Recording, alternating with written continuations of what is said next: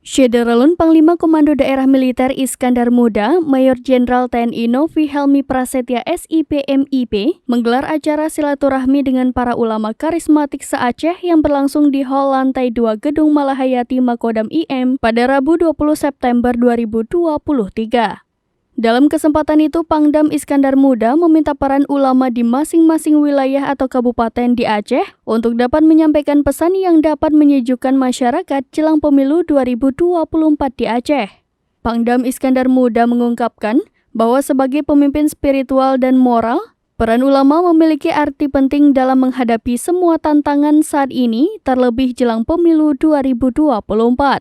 Pangdam mengatakan keberadaan ulama di Aceh harus menjadi panutan masyarakat. Apa yang disampaikan para ulama dalam ajaran dan nasihatnya harus benar-benar diikuti oleh masyarakat.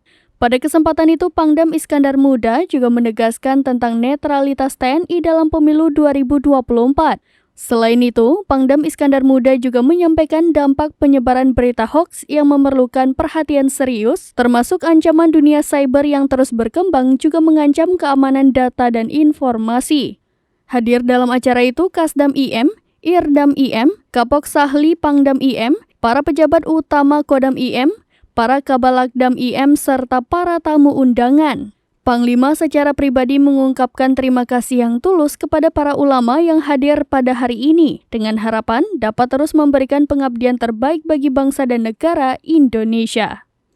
Dari Banda Aceh, Henry, serambinews.com.